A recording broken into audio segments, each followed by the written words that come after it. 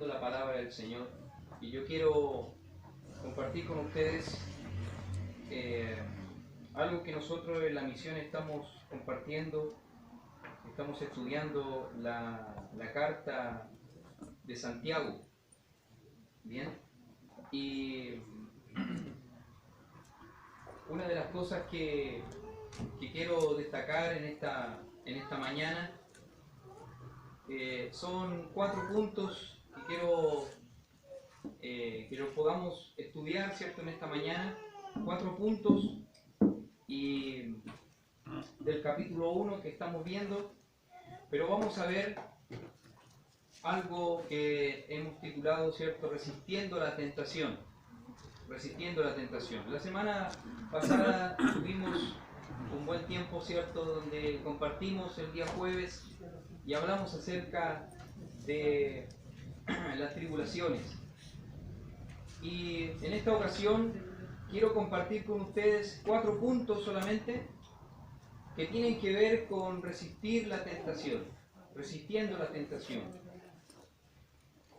Vamos a primero a orar al Señor para que Él nos ayude en esta mañana y podamos compartir, ¿cierto?, un estudio y aún para que el Señor hable en nuestra vida y nos dé, ¿cierto?, de su porción. ¿Ok? Oremos. Padre amado mío, queremos ir delante de su presencia para darle gracias, Señor, primeramente por este día. Gracias, Señor, por tu bondad, por tu misericordia y aún, Señor, por tu perdón. Te damos gracias, mi Dios, por este día y porque podemos juntos, como hermanos, reunirnos para aprender de tu palabra, Señor. Que por favor usted, mi Dios, dé la porción de vida a cada uno. Y usted ayúdenos, Señor, en esta hora, en este estudio, para aprender y aún a hacer también, Padre, lo que tú quieras decirnos. Yo te doy gracias, Señor, porque tú hablas a mi vida a través de estas cosas, a través de esta palabra, de este estudio, Señor. Y te ruego, mi Dios, que tengas misericordia aún de mí, Padre, que en muchas ocasiones he pecado, Padre, contra ti. Y, Señor, de verdad, a veces no somos ni siquiera dignos, Señor, de estar delante de tu presencia. Pero, Padre, en tu misericordia, Señor, te damos gracias porque podemos sentir el perdón en medio de nuestros pecados. Gracias, Señor, por este tiempo. Te lo rogamos todo en nombre de Jesús. Amén. Amén. Hermanos, quiero, como les decía, ¿cierto?, en un principio, quiero destacar 4 puntos en esta mañana importantes acerca de resistir, ¿cierto?, la tentación, resistiendo la tentación. Ahora, quiero dejar claro algunas cosas importantes para que podamos ir entendiéndonos bien. Muchas veces uno no entiende o no sabe quién fue el que escribió esta carta. Se dice que fue Santiago. Santiago es una conjugación de 2 palabras, Sant y Jacob. Y algunos piensan que se puede referir al apóstol Santiago o a Jacobo, al hermano de Juan, ¿cierto? Los hijos de Zebedeo, apóstol. Pero en realidad la mayoría de las personas y de los estudiosos dan a entender que esta epístola se escribió entre los años 48 al 56. Así que sería muy difícil, muy difícil que Santiago o Jacob, hijo de Zebedeo, hermano de Juan, haya podido escribir esta carta. Es más aún, se dice que aquel que escribió la carta fue el pastor de la iglesia de Jerusalén. Y se dice que fue el hermano sanguíneo del Señor Jesús. ¿Ok? Quiero dejarlo claro para que usted pueda ir entendiendo el contexto de la carta. Sabe que Jacobo o Santiago dice en el primer versículo, dice: Santiago, siervo de Dios y del Señor Jesucristo, a las 12 tribus que están en la dispersión, salud. En ningún momento vemos a Santiago diciendo: Santiago, hermano sanguíneo del Señor Jesús, como diciendo, yo tengo algo en la carne con el Señor Jesús. Él dijo, siervo de Dios y del Señor Jesucristo. Y es algo importante porque vemos la humildad que hay que tener en este tiempo de pruebas y tentaciones. La primera cosa que quiero destacar en esta mañana para que podamos ir aprendiendo, ¿cierto? Y mis hermanos puedan ir anotando, son que las pruebas nos obligan a evaluar lo que realmente es valioso. Puedes anotarlo si quieres, hermano. Punto número 1. Las pruebas nos obligan a evaluar lo que realmente es valioso. Damos lectura a la palabra de Dios en Santiago capítulo 1, versículo 9, 10 y 11. 9, 10 y 11. Dice así: el hermano que es de humilde condición, gloríese en su exaltación, pero el que es rico, en su humillación, porque él pasará como la flor de la hierba, porque cuando sale el sol con calor abrasador, la hierba se seca, su flor se cae, y perece su hermosura, su hermosa apariencia. Así también se marchitará el rico en todas sus empresas. En estos versículos, en ningún caso se ha alejado de lo que en un principio se está hablando, de aquellas diversas pruebas que se habla en el versículo 2, ¿cierto? Tened por sumo gozo cuando os halléis en diversas pruebas. En esta ocasión, Santiago está hablando de que tanto pobres y ricos están expuestos a las pruebas y por ende ambos estamos en la necesidad de presentarnos con gozo ante la adversidad que se nos presente por delante. El hermano de humilde condición social gloríese en su exaltación. Muchos hermanos en ese momento estaban pasando por pruebas de escasez, quizás sin gran valor a los ojos del mundo, como muchos de nosotros pensamos, y quizás para los ojos del mundo nosotros somos miserables, ¿cierto? Porque a los ojos del mundo, si tú no tienes un título, a lo mejor eres un miserable y pobre. Y qué pena por ti, ¿cierto? Eres del montón nomás. Pero quizás a los ojos del mundo no somos de gran valor. Pero no han podido ver que en la esfera de la gracia, cuando Cristo reina en nuestra vida, hermano, no hay distinciones sociales. Es más, Santiago no invita al hermano de humilde condición a que Dios cambie su posición social. Santiago no le está diciendo a los hermanos de humilde condición, ora al Señor para que Dios te dé riquezas y seas un hombre de estatura en este mundo. Sino que le está diciendo, hermano, el hermano que es de humilde condición, gloríese en su exaltación.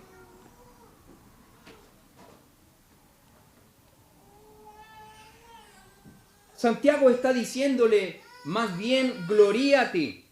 Esto significa que pueda entender y sentir la verdadera importancia y valor que tienen delante de Dios. Porque, hermano, para Dios tú eres de gran valor. Eres de gran valor. No necesitas un título para ser de gran valor delante de Dios. No lo necesitas.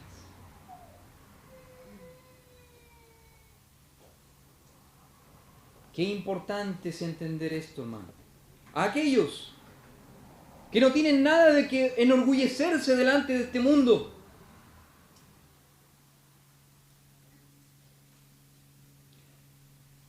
Siempre va a haber alguien que tiene más, ¿sabes?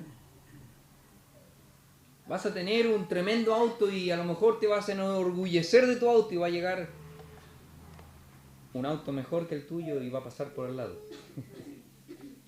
Ayer nosotros íbamos en nuestra Orlando, manejando hacia Santiago. Digo nuestra porque también es mía, ¿sabes? ¿Sí? Amén. Todo es nuestro. Le conviene al pastor si la camioneta también es de él. Amén. Íbamos así, el pastor iba manejando, ¿cierto? Y vimos como 40 Porsche pasando hacia el contrario, lo contrario. Y veíamos mira ese Porsche rosado, mira, qué lindo, blanco. Y pasaban los Porsche. Nosotros en la Orlando. ¿Amén? Siempre hay personas que tienen más que nosotros. Y seguramente personas se van a poder enorgullecer en este mundo. Algunos quizás muy soberbios van a tomar sus títulos y los van a poner en nuestra cara, ¿cierto? Cuando nosotros muchas veces vamos a ir y pedir quizás alguna cosa y va a decir, oiga, pero sabe que yo he estado leyendo un poco de las leyes y va a decir, a ver, nos van a poner ¿quién es el doctor? ¿Quién es el abogado? ¿Quién es el que sabe? A ver. Y hoy día usted puede aprender tanto en Google, ¿cierto? En Internet, que hasta los doctores y a personas que usted llega con un poco de conocimiento se molestan. Porque usted dice, ¿sabe qué puede ser esto la enfermedad? A ver, ¿quién es el que sabe? ¿Cierto? ¿Quién estudió tantos años? ¿Quién tiene doctorado en tal cosas? Quizás nosotros no nos podremos enorgullecer tanto en este mundo, hermano.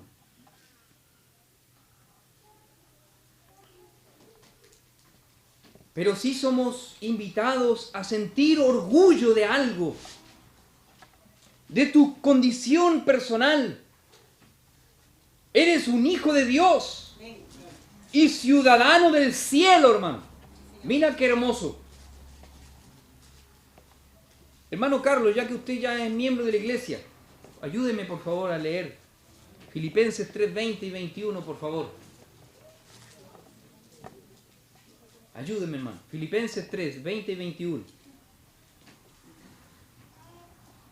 Nuestra ciudadanía está en los cielos, de donde también esperamos la salvación al Señor Jesucristo, el cual transformará el cuerpo de la humillación nuestra para que sea semejante al cuerpo de la gloria suya, por el poder en el cual puede también sujetar a sí mismo todas las cosas. Amén. Qué hermoso, hermano, dice, nuestra ciudadanía está en los cielos, en donde también esperamos al Salvador, al Señor Jesucristo, y transformará este cuerpo de humillación nuestra, porque quizás nosotros estamos en un grado de humillación. Que este mundo se jacte, ¿cierto? Que el mundo se suba, ¿cierto?, su soberbia, que se engrandezcan, que tengan muchas riquezas.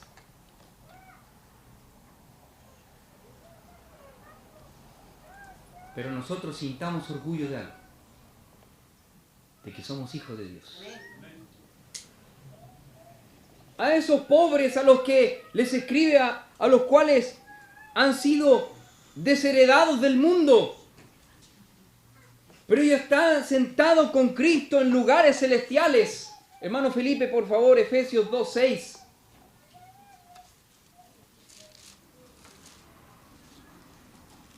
Y juntamente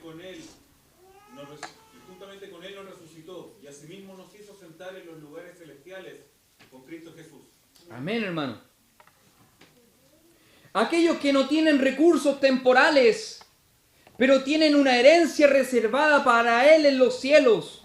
Primera de Pedro 1:4. Pastor, por favor, ayúdenme. ¿Qué? ¿Dylan quiere leer? Léalo usted entonces. No tan rápido, me dice mi mamá. Me retó ya, así que voy a ir más lento, ¿eh? La hizo piola. Para una herencia incorruptible, incontaminada e inmarcesible, reservada en los cielos para vosotros. Uy, hermano. Para una herencia incorruptible, incontaminada e inmarcesible. Inmarcesible significa que no puede marchitarse. Inmarcesible, que no se va a marchitar. Es cierto que el dinero, quizás, hermanos míos, no nos sobra, que no hay muchos bienes terrenales. Incluso puede ser que en este momento, hermano mío, usted esté pasando por algún grado de escasez y hambre. Pero es heredero de Dios y coheredero con Cristo. Y en eso debemos gloriarnos, porque esa es nuestra exaltación. Romanos 8, 17. Pastor, por favor, ayúdeme. Romanos 8, 17. Hijos también herederos de Dios y coherederos con Cristo, si es que padecemos juntamente con Él, para que juntamente con Él seamos glorificados. Amén. Y seremos glorificados, hermano, porque estamos en Cristo.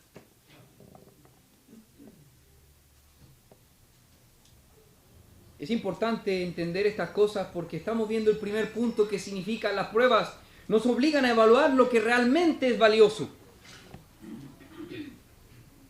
Lo que realmente es valioso. Y ahora vamos a ver lo que el Señor le dice al rico aquí en el Santiago, ¿cierto? Lo que dice Santiago, acá el rico dice, versículo 9, 10. Pero el que es rico en su humillación, porque él pasará como la flor de la hierba, porque cuando sale el sol con calor abrasador, la hierba se seca, su flor se cae y perece su hermosa apariencia. Así también se marchitará el rico en todas sus empresas. Cuando el versículo cierto dice, gloríese en su humillación, habla de su pequeñez. No dice y no quiere decir que el Señor está tratando con el rico diciendo no va a haber ningún rico en la iglesia del Señor. No, hermano.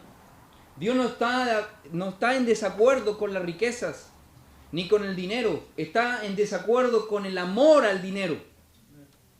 No de que tú en algún momento prosperes y seas un hombre que pueda dar, que pueda disfrutar de los bienes que Dios le da. Pero sí hay algo importante que entender. Hablando en el contexto, habla de que las riquezas materiales no representan algo que es perpetuo. Las riquezas no son algo que va a perdurar con el tiempo. Las riquezas van y vienen. Las riquezas llegan y se van. No pongas tu confianza entonces en las riquezas.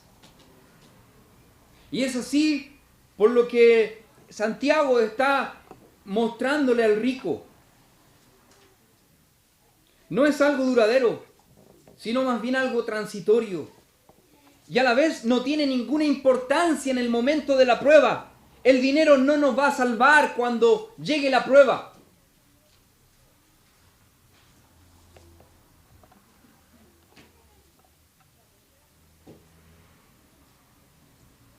Aquel que es rico hoy y utiliza en el mundo sus riquezas para medir su grandeza personal, sí, él debe abandonar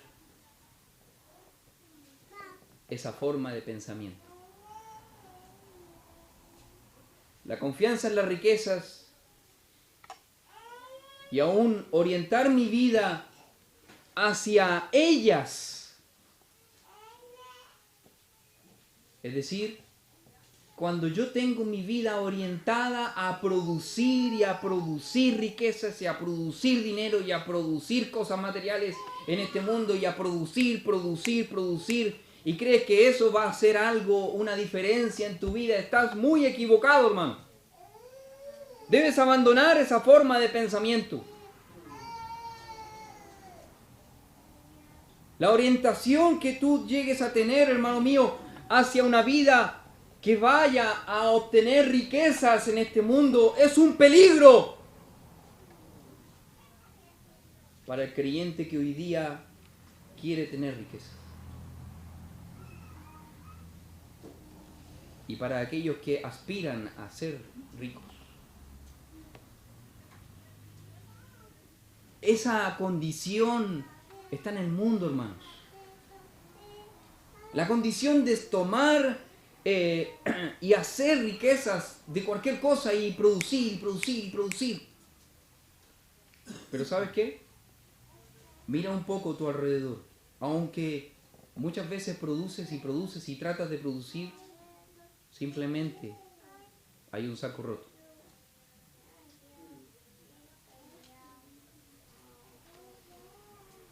Y así también ocurre acá, el versículo dice, así también se marchitará el rico en todas sus empresas. Cuando tienes un pensamiento equivocado,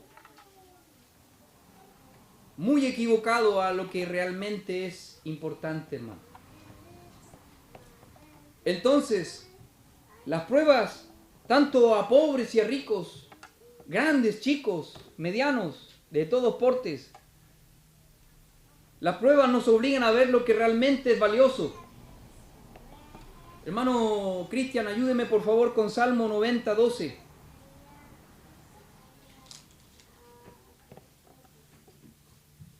Salmo 90, 12. Enséñanos de tal modo a contar nuestros días que traigamos al corazón sabiduría. Enséñanos a contar nuestros días. Me gusta este versículo. Salmo 90, 12. Salmo 90, 12. ¿Sabes por qué?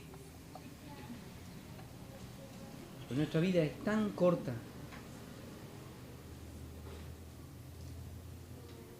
No nos damos ni cuenta y ya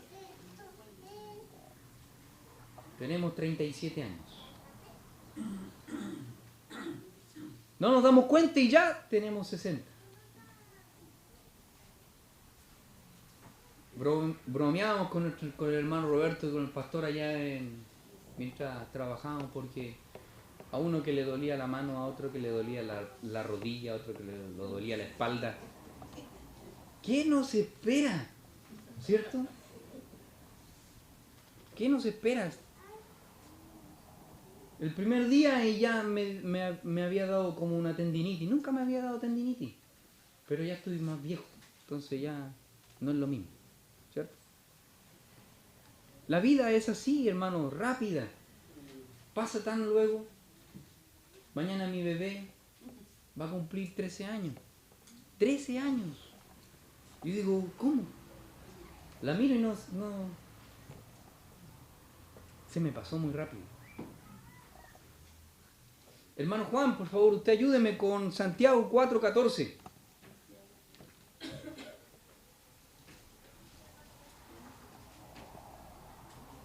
Cuando no sabéis lo que será mañana, porque ¿qué es vuestra vida? Ciertamente es neblina que se aparece por un poco de tiempo y luego se desvanece. ¿Qué es vuestra vida? Dice Santiago. ¿Qué es vuestra vida? Es un poco de neblina que aparece por un momento y luego sale el sol, hermano.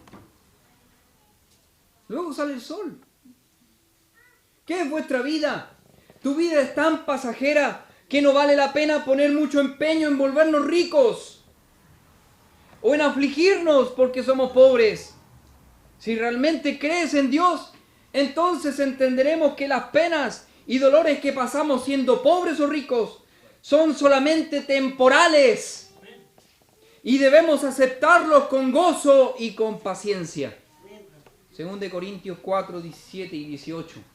Hermano Juan, por favor. 2 Corintios 4, 17 y 18.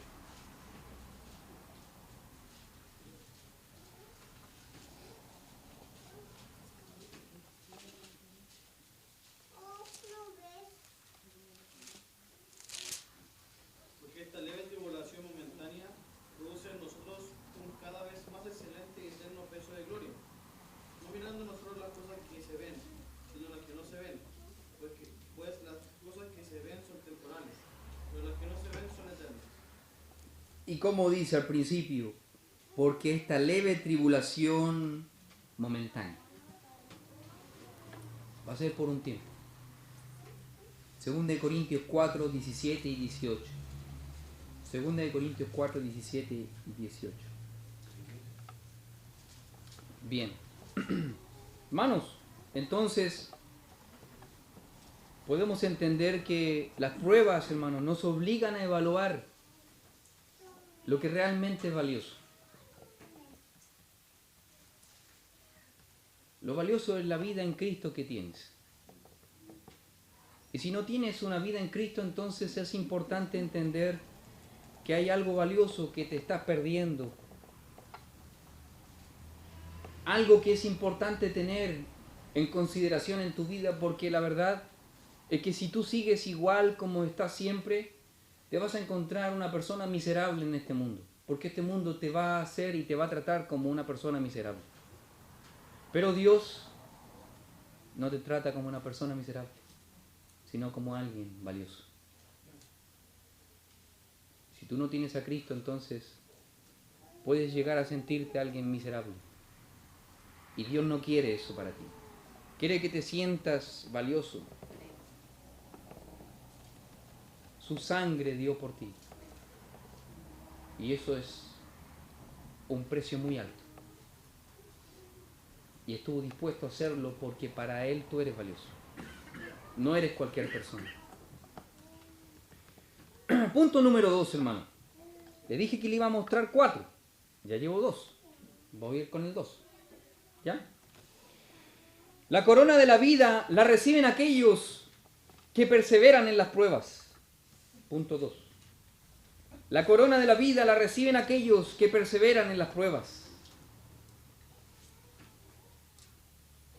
Al usar la palabra bienaventurado, podemos concluir que aquellos que gozan en las pruebas y la encaran con paciencia, les espera una bendición especial como recompensa. Santiago, volvemos a Santiago y leemos versículo 12. Bienaventurado el varón que soporta la tentación, porque cuando haya resistido la prueba, recibirá la corona de vida que Dios ha prometido a los que le aman.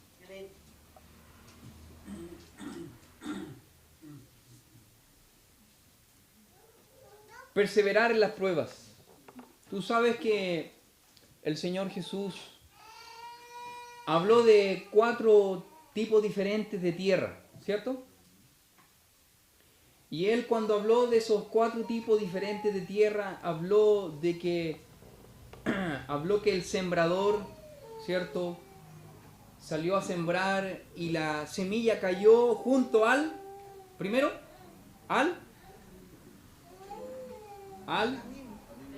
camino, ¿cierto? Al camino. Y obviamente el camino, al estar pisado, la semilla cayó encima, ¿cierto? Y estaba ahí, y las aves del cielo vieron la semilla y las arrebató. También cayó la semilla en pedregales. Y aquellos que recibieron la semilla, ¿cierto?, en pedregales, es como que recibieron la palabra con gozo y crecieron rápido, pero al no tener profundidad, se marchitó y murió. Pero la que cayó entre espinos, dice que los espinos la ahogaron. ¿Y a qué se refiere cuando dice? Porque el Señor también explicó la parábola. Esta enseñanza Él la explicó y dijo que los espinos eran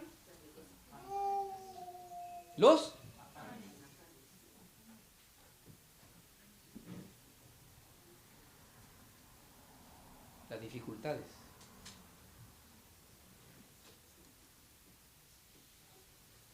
Las tribulaciones. Las pruebas.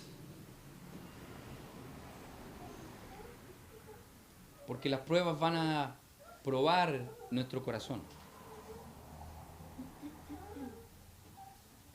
Porque aquel que pase la prueba Y aquel que se mantenga, además, a pesar de las dificultades que se coloquen en el camino, van a crecer en la fe. Crecerán en paciencia. Crecerán y madurarán mejor y más bien.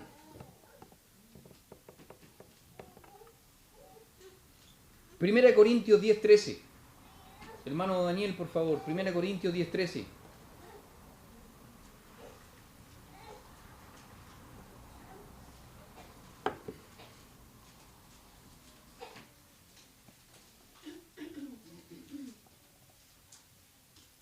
No os ha sobrevenido ninguna tentación que no sea humana, pero fiel es Dios, que no os dejará ser tentados más de lo que podéis resistir, sino que dará también juntamente con la tentación la podáis soportar.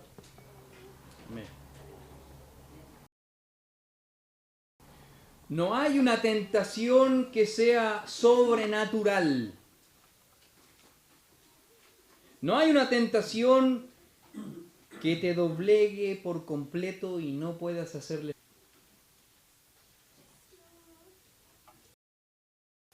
Es más, Dios dará la salida. Apocalipsis 2:10. Apocalipsis 2:10. Hermano Javier, por favor. Apocalipsis 2:10.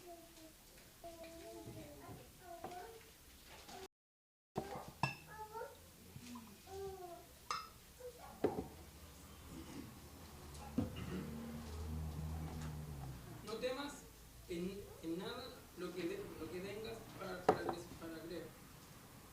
He aquí, el diablo echará a algunos de vosotros en la cárcel, para que seáis probados, y tendréis tribulación por 10 días. Sé fiel hasta la muerte, y yo te daré la corona de la vida. No temas en nada de lo que vas a padecer. No temas en nada de lo que vas a padecer. El diablo echará a alguno de vosotros en la cárcel para que seáis probados y tendréis tribulación por 10 días. Sé fiel hasta la muerte y yo te daré la corona de la vida. Mi tarea, hermanos míos, su tarea, es permanecer en la batalla sin quejarse, mantenerse a pesar de las dificultades, a pesar de las pruebas, a pesar de lo dificultoso del camino.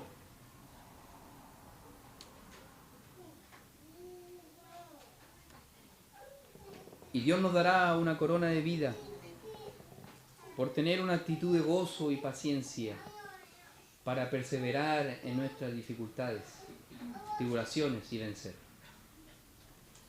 Sé fiel hasta la muerte y yo te daré la corona de la vida. Sé fiel hasta cuando estés en tu muerte. Hasta cuando venga una enfermedad y nos tumbe a la cama y nos tenga ahí.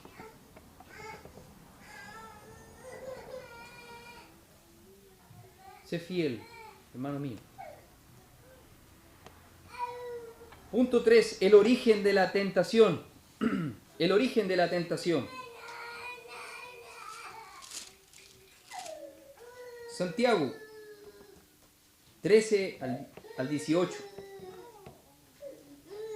Cuando alguno es tentado, no diga que es tentado. No diga que es tentado de parte de Dios, porque Dios no puede ser tentado por el mal, ni Él tienta a nadie. Sino que cada uno es tentado cuando de su propia concupiscencia es atraído y seducido. Entonces la concupiscencia, después que ha concebido, da a luz el pecado, y el pecado siendo consumado da a luz la muerte. Amados hermanos míos, no erréis. Toda buena dádiva y todo don perfecto desciende de lo alto, del Padre de las luces, en el cual no hay mudanza ni sombra de variación. Él, de su voluntad, nos hizo nacer por la palabra de verdad para que seamos primicias de sus criaturas. Antes de encontrar el origen correcto, quiero que podamos dividir tanto las pruebas de las tentaciones. Porque, hermanos míos, en el griego la palabra es la misma. Y a veces se dice que es una tentación y a otras veces se dice que es pruebas. En el contexto, la diferencia se usa para definir la palabra correctamente. Porque las pruebas son permitidas por Dios y Dios las usa para madurar el carácter del creyente. En ellas aprendemos a esperar pacientemente en Dios, como dice el versículo 4, sabiendo, versículo 4, mas tenga la paciencia su obra completa para que seáis perfectos y cabales, sin que os falte cosa alguna. Por causa de las pruebas, buscamos sabiduría divina para entender la razón de las mismas pruebas. Versículo 5. Y si alguno de vosotros tiene falta de sabiduría, pídala a Dios, el cual da a todos abundantemente y sin reproche, y le será dada. Las pruebas siempre tienen un fin positivo. Y a pesar de que son difíciles, crecemos y maduramos en nuestra vida cristiana. Independiente de lo que sea, independiente de lo que haya pasado, nos ayuda a madurar, nos ayuda a ver realmente nuestra vida de otra forma, de una manera mejor, más correcta. Pero las tentaciones no buscan perfección. Las tentaciones buscan caída. Por lo tanto, siempre contemplan un aspecto negativo. Las tentaciones hacen que tu corazón, una vez que tú caes, quede lleno de remordimiento por el pecado. Las tentaciones, al ser un elemento vinculado con el pecado, no proviene de Dios. Él es absolutamente santo y justo, de modo que su deseo es contrario a que alguien caiga en la tentación.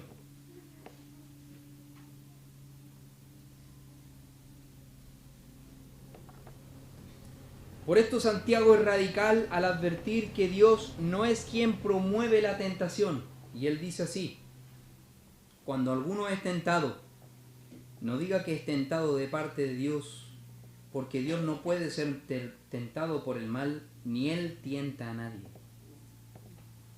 Y Santiago es radical al decir esto, porque acusar a Dios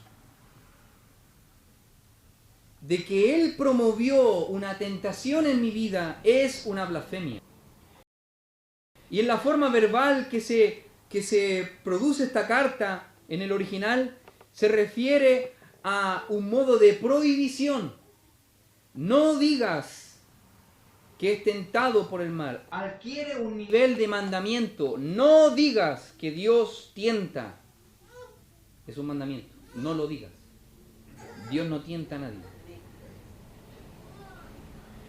Acusar a Dios, el origen de la tentación, es en realidad buscar una justificación para mi propia caída.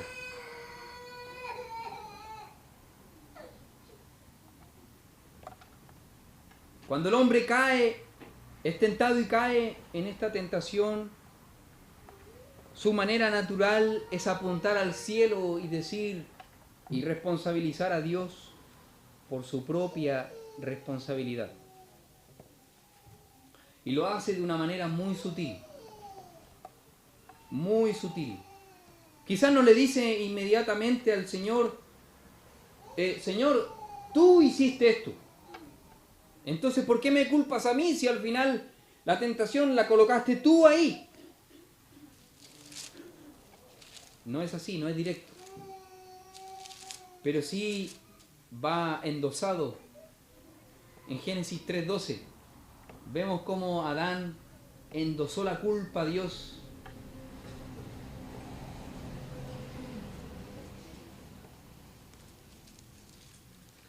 Génesis 3. Estamos aquí en el Génesis, en el inicio. Cuando Eva cayó, ¿cierto?, en la tentación, y Eva fue y le dio de probar a su marido. Y el marido, muy obedientemente a su esposa, le hizo caso y probó. ¿Qué probó? ¿Qué fruta? No, la manzana no. La fruta prohibida. No era una manzana. ¿Ok? Algunos piensan que una manzana no es una manzana. ¿Ya? Dice el fruto, no sabemos cuál es el fruto. Fruto prohibido. Cómase una manzana tranquila, tranquilo, ¿no? Hoy día las frutas son ricas en este momento, las frutas, las manzanas son exquisitas. Prohíbe la manzana, no es el fruto prohibido. Es otro el fruto prohibido. Vamos al tema, ¿cierto? Versículo 9 en el capítulo 3 dice: Mas Jehová, Dios llamó al hombre y le dijo: ¿dónde estás tú? Dios sabe todo. Dios dice esto con su qué, porque sabe que el hombre está escondido. Y él respondió: oí tu voz en el huerto y tuve miedo, porque estaba desnudo y me escondí. Y Dios le dijo: ¿quién te enseñó que estabas desnudo? ¿Has comido del árbol de que yo te mandé no comieses? Y el hombre respondió, mire, la respuesta del hombre: sí, Señor, pequé, yo soy el culpable. Un hombre valiente, con honor, ¿ah? Alguien con sus pantalones bien puestos dijo: Señor, tienes toda la razón, estoy delante de ti desnudo y pequé, me equivoqué, Señor, miserable soy. Mire, así respondió el hombre, ¿no? No, estoy equivocado, estaba leyendo otra versión. Y el hombre respondió: la mujer que me diste por compañera, tú eres el culpable. Tú sacaste de una de mis costillas a Eva y me la pusiste a mi lado y ella me dio y yo comí. Es tu culpa, en realidad. Entre tantas cosas, tú eres el culpable. Porque si nunca hubieras puesto una mujer a mi lado, nunca hubieses puesto esa ayuda idónea, yo no hubiera pecado nunca. Eso dicen algunos, ¿cierto? Los hombres más valientes dicen: la mujer es la culpable. Y no saben que sin la mujer no estamos enteros. ¿Amén? ¿Qué dicen los varones casados? ¿Están enteros sin su esposa? ¿Amén o no? No, no están enteros. Falta su ayuda idónea, hermano. Ahí con usted,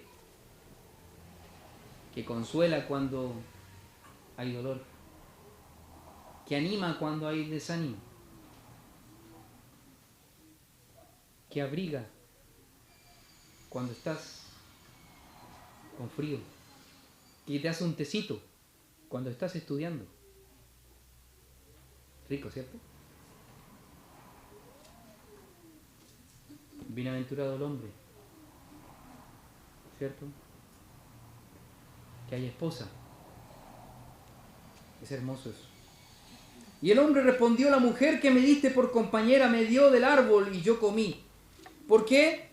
Porque en realidad cuando el hombre cae en la tentación, de alguna u otra manera es natural en el hombre apuntar al cielo y responsabilizar a Dios por la culpa que hay en su propio corazón, en su propia vida.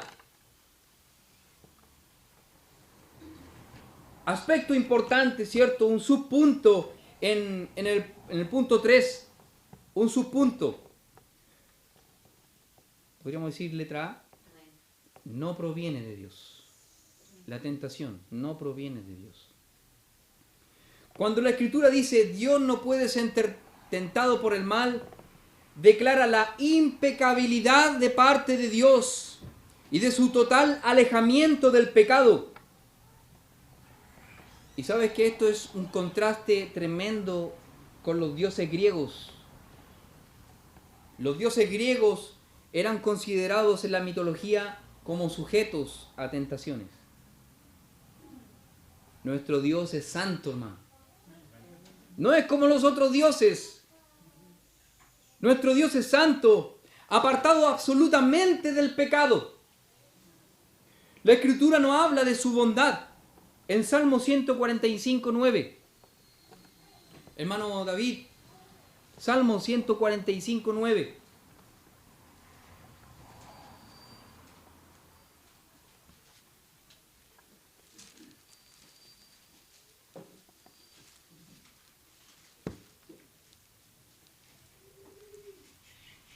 Salmo 145:9. Bueno es Jehová para con todos, sus misericordias sobre todas sus obras. Bueno es Jehová para con todos.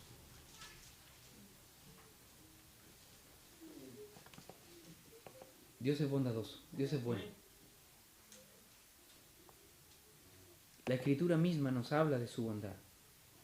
El Señor, en vez de llevar a los suyos al pecado por medio de la tentación, conduce todas las cosas para su bien.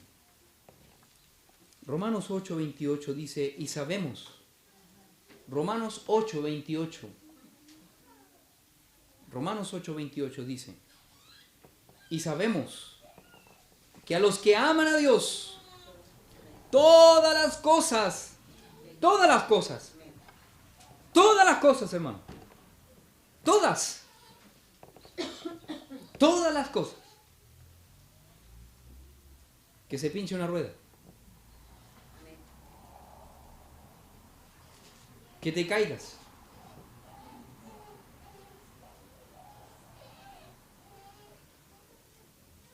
que salga una emergencia,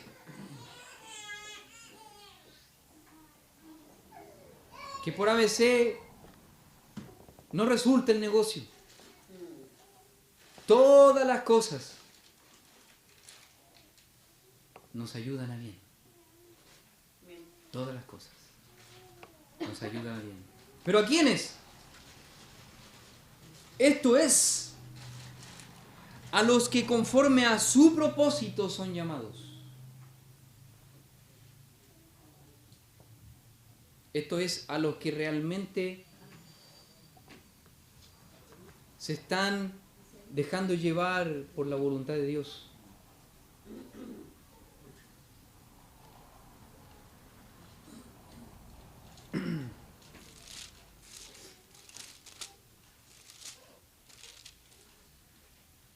Dice entonces,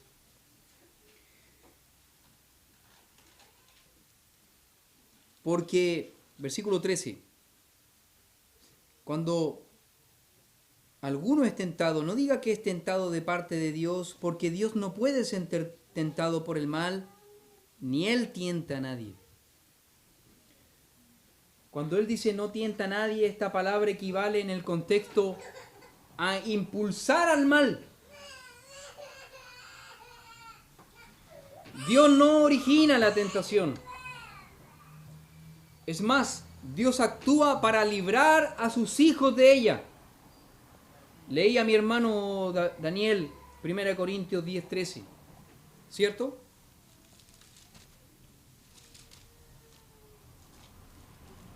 Y miren lo que dice. Lo vamos a volver a leer. 1 Corintios 10:13. Dice, no os ha sobrevenido ninguna tentación que no sea humana, pero fiel es Dios, que no os dejará ser tentado más de lo que podéis resistir, sino que dará también juntamente con la tentación la salida para que podáis soportar.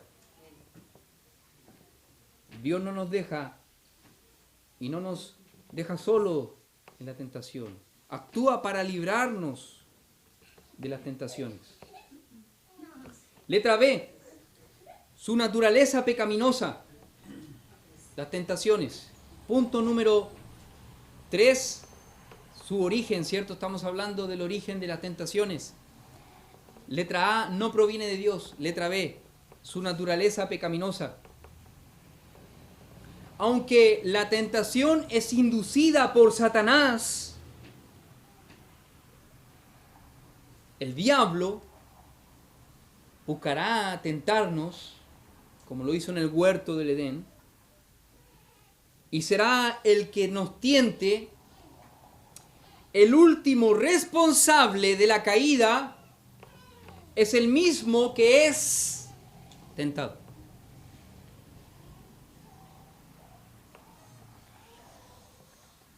Vemos acá en Santiago que Santiago habla de algo que quizás nosotros no lo entendemos muy bien porque no sabemos lo que significa la palabra concupiscencia.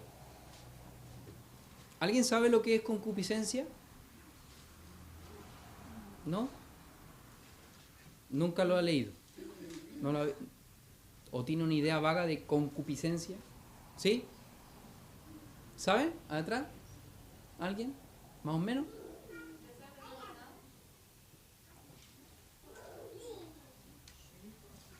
Muy bien. ¿Lo escucharon? ¿No? Acá adelante no se escuchó. Deseos desenfrenados, dijo la Biblia. Una palabra, deseos. Pero deseos que no son correctos. Deseos desordenados, desenfrenados. Deseos que están en tu corazón, dentro de ti. Cosas que quizás tu espíritu no quiere hacer, pero están en ti porque tu cuerpo, tu vida, tu alma están llenas de deseos que son contrarios al espíritu. Tu concupiscencia. La concupiscencia es el elemento que actúa en la tentación y es ese deseo intenso hacia algo. Es así como la carnada que se pone en el anzuelo. Un escritor graficó este momento como una carnada que se pone en el anzuelo. Primero, atrae.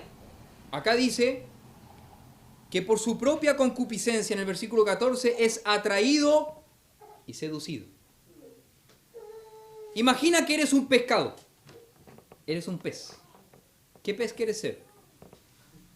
Un salmón. Algunos ya les dio hambre. Un salmón. ¿Cuál, hermano? Una trucha quiere ser la hermana. Imagina un pescador y tira un anzuelo y tira una jugosa lombriz. No sé, piensa que eres un pez. Y si eres un pez, vas a sentir que una lombriz es espectacular. ¿Ah? Es como una de esas longanizas que probamos, ¿cómo es? De unas pincheiras, ¿sí? Imagínate una longaniza pincheira y tú con hambre. ¿Ah? No, mamá no le gusta la... Imagínate un costillar entonces, ¿no? Ahí sí, ahí cayeron varios. ¿Ah? Imagínate un témpora. ¿Ah? Un sushi y témpora. A algunos les gusta el sushi, hay otros que no. Imagina que eres un pez y está ese anzuelo con esa lombriz jugosa, deliciosa, se mueve así, tiene vida. Y ve el pez y dice, y es atraído. Y se empieza a mover, ¿cierto? Y comienza a llegar. Y dice que es atraído.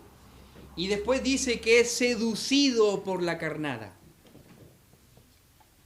¿Cuándo es seducido? Cuando hace así. ¿Y qué pasa? El anzuelo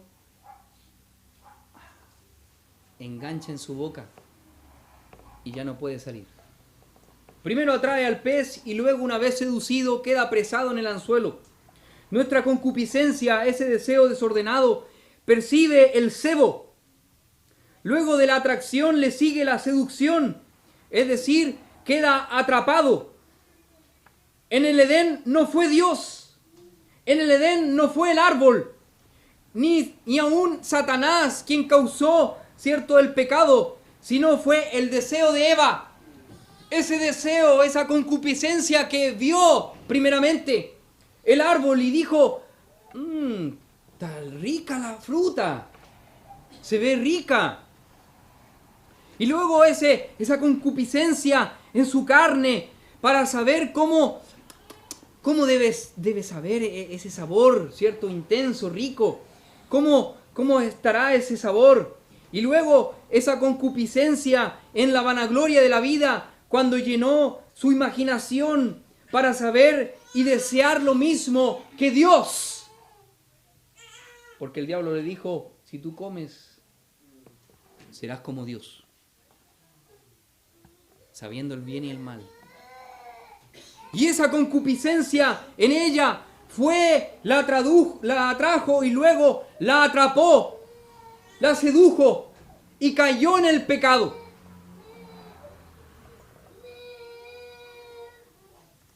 Y muchas veces nosotros traspasamos la culpa al diablo. Pero la verdad es que la palabra es clara al mostrarnos que del interior viene la caída. ¿Y sabe cuándo ocurre esto? Cuando en nosotros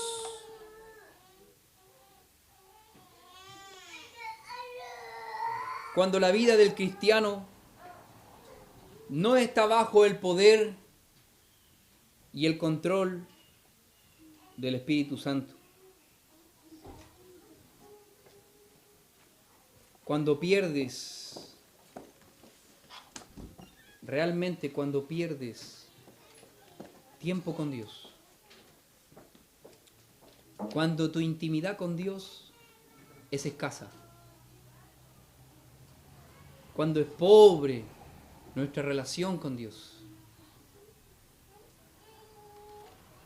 En cada uno de nosotros está sembrado estos deseos, necesidades y pasiones, donde la tentación desea engancharse para arrojarnos al pecado.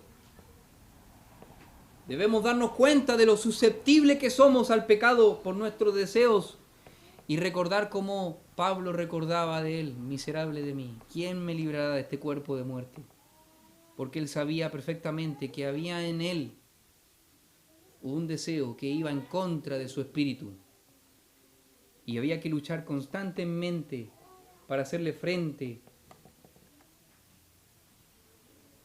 a las tentaciones.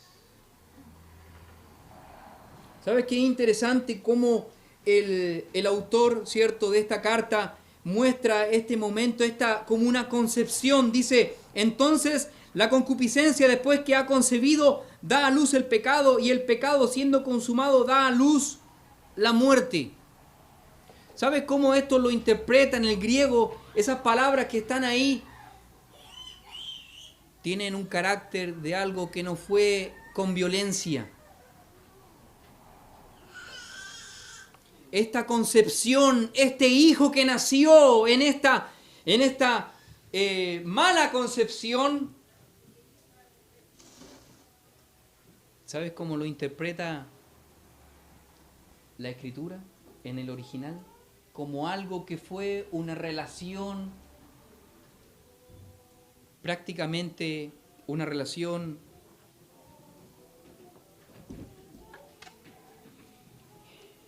en un acto voluntario. Nosotros no tuvimos a nuestros hijos de una manera involuntaria. Fue algo voluntario. Fue una expresión de nuestro amor hermoso. Fue algo hermoso. Cuando yo veo a mis hijos, yo veo amor ahí en ellos porque hubo amor en nuestra pareja como matrimonio. Y es así entonces como este versículo nos muestra que el acto que hubo aquí fue algo voluntario. El que fue tentado no lo hizo obligado. El que fue tentado no fue obligado por el diablo a caer en la tentación, sino que voluntariamente dijo, está bien, yo también voy a caer. Y me caí. me caí del... El resultado, hermano, es la muerte. El pecado trae muerte en sí misma. Para aquellos que no han llegado al conocimiento de la verdad, amigo mío, para quienes que no tienen a Cristo en sus vidas, también tú puedes entender que esta carta va dirigida a cristianos, pero en realidad el pecado su resultado es muerte. El resultado es muerte en sí mismo. El pecado es algo estéril, no tiene fruto en sí mismo, no tiene fruto de vida eterna, no tiene valor espiritual, es algo muerto. Cualquiera cosa que nazca del pecado tiene como fruto la muerte. Y es aquí donde Santiago dice en el versículo 16, amados hermanos míos, con mucho amor y cariño quiero decirte esto, no te equivoques. Hermano mío, no te equivoques. No te equivoques. No te equivoques al mirar este mundo. No te equivoques al mirar sus pasiones y deseos. No te equivoques a darle lugar a tus deseos, a tus pasiones. No te equivoques. Punto número 4. Mira hacia el cielo. Punto número 4 y final. Mira hacia el cielo. Mira lo que dice el versículo 17. Toda buena dádiva y todo don perfecto desciende de lo alto, del Padre de las luces, en el cual no hay mudanza ni sombra de variación. Hermano mío, todo lo bueno, todas las cosas perfectas, toda buena dádiva, sin defecto, desciende de lo alto, y Dios quiere darte cosas. Él quiere bendecirte. Y aún el receptor de estos buenos regalos de parte de Dios, usted que está escuchando en este momento, es invitado también a mirar hacia el cielo y a colocar su mirada en Él para acercarse confiadamente al trono de la gracia.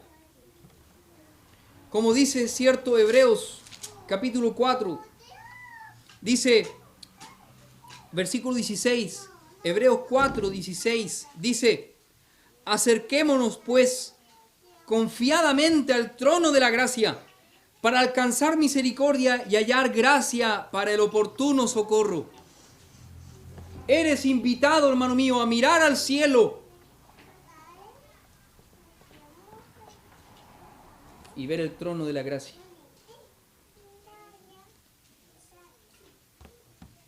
Hebreos 4, 16.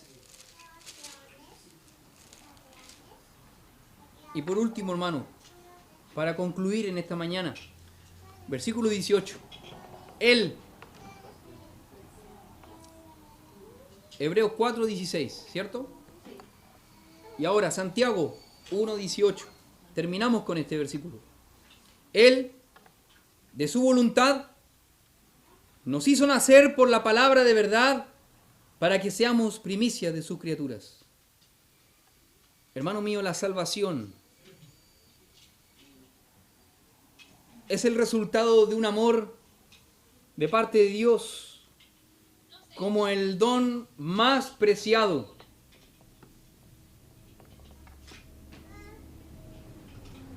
Dar a su Hijo para la consumación de la salvación para todos los que realmente y verdaderamente confían en Él. No erréis, dice Santiago. Por un lado, las tentaciones solo traerán muerte. Por otro lado, por el lado de Dios puedes estar seguro de que llenará cualquier vacío que hay en tu vida. ¿Y qué mayor regalo que la salvación a la cual puedes acceder en este día y dejar tus cargas en Él? En el mundo no tienes nada. Con Cristo tienes buenas dádivas y el don perfecto, la salvación, a la cual tú hoy día podés llegar a gloriarte y decir con orgullo, soy un hijo de Dios. No importa que pase escasez, no importa cuántas pruebas pase, no importa cuántas tentaciones lleguen a mi vida, estando con Cristo, vas a tener una vida de gozo,